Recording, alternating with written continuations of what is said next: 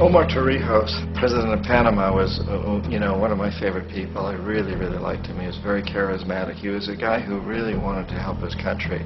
And when I tried to bribe him or corrupt him, he said, "Look, John," he called me Juanito. He said, "Look, Juanito, I don't need the money. What I really need is for my country to be treated fairly. I need for the United States to repay the debts that you owe my people for all the destruction you've done here. I need to be in a position where I can help other Latin American countries win their independence and be free of this terrible presence from the north that you people are exploiting us so badly. I need to have the Panama Canal back in the hands of the Panamanian people. That's what I want. And so, leave me alone. Don't try to bribe me." It was 1981, and in May, Jaime Roldos was assassinated. And Omar was very aware of this. Torrijos got his family together and he said, "I'm probably next, but it's okay because I've done what I came here to do. I've renegotiated the canal. The canal will now be in our hands." He just finished negotiating the treaty with Jimmy Carter. In June of that same year, just a couple of months later, he also went down in an airplane crash, which there's no question was executed by CIA-sponsored jackals. Tremendous amount of evidence that one of Torrijos' security guards handed him at the last moment as he was getting on the plane a tape recorder, a small tape recorder that contained a bomb.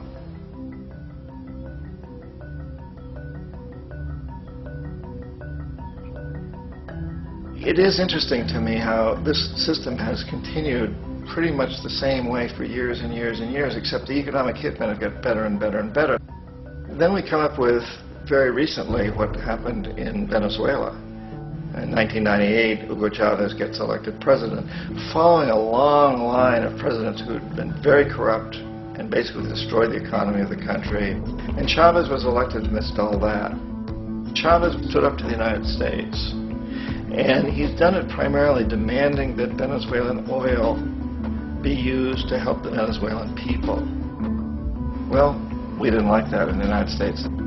So in 2002, a coup was staged, which there's no question in my mind, and most other people's minds, that the CIA was behind that coup.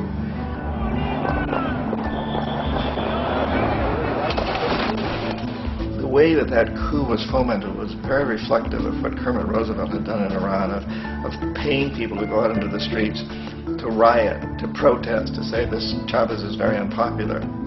If you can get a few thousand people who do that in television, and can make it look like it's the whole country, and things start to mushroom. Except in the case of Chavez, he was smart enough, and the people were so strongly behind him that they overcame it, which was a phenomenal moment in the history of Latin America.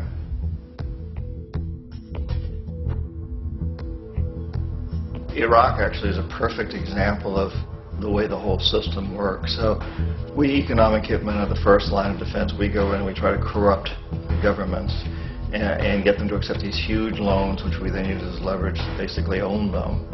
If we fail, as I failed in Panama with Omar Torrijos and in Ecuador with Jaime Roldos, men who refuse to be corrupted, then the second line of defense is we send in the jackals. And the jackals either overthrow governments or they assassinate.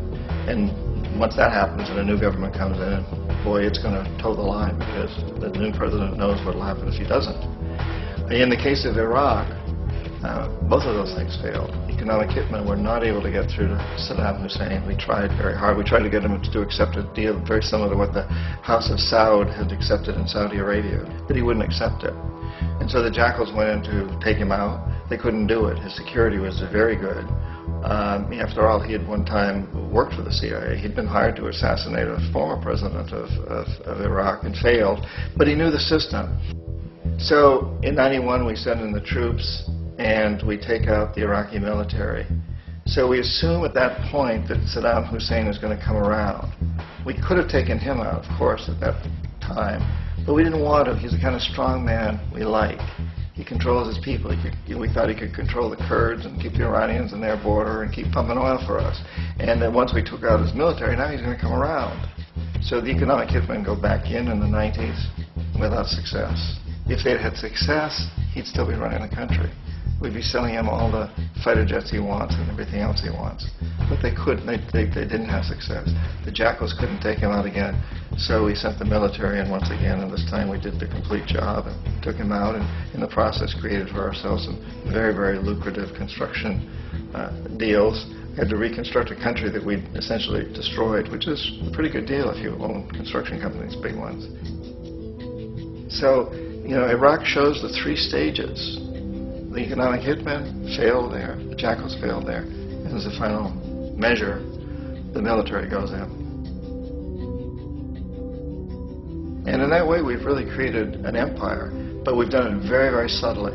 It's clandestine. All the empires of the past were built on the military, and everybody knew they were building them. So the British knew they were building them, the French, the Germans, the Romans, the Greeks. And they were proud of it, and they always had some excuse like spreading civilization, spreading some religion, something like that. But they knew they were doing it. We don't. The majority of the people in the United States have no idea that we're living off the benefits of a clandestine empire, that today there's more slavery in the world than ever before. And then you have to ask yourself, well, if it's an empire, then who's the emperor? Obviously, our presidents of the United States are not emperors. An emperor is someone who's not elected, doesn't serve a limited term, and doesn't report to anyone, essentially. So you can't classify our presidents that way. But we do have what I consider to be the equivalent of the emperor, and it's what I call the corporatocracy. The corporatocracy is this group of individuals who run our biggest corporations, and they really act as the emperor of this empire. They control our media, either through direct ownership or advertising. They control most of our politicians because they finance their campaigns, either through their corporations or through personal contributions that come out of the corporations. They're not elected. They don't serve a limited term. They don't report to anybody. And at the very top of the corporatocracy, you really can't tell whether a person's working for a private corporation or the government because they're always moving back and forth. So, you've got a guy who one moment is the president of a big construction company like Halliburton, and the next moment he's vice president of the United States, or the president who is in the oil business. And this is true whether you've got Democrats or Republicans in the office. You have to moving back and forth through the revolving door.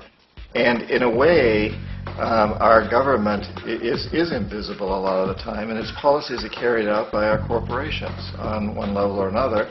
And then again, the policies of the government are basically forged by the corporatocracy and then presented to the government. They become government policy. So it's an incredibly cozy relationship. This isn't a conspiracy theory type of thing. These people don't have to get together and plot to do things. They all basically work under one primary assumption, and that is that they must maximize profits regardless of the social and environmental costs.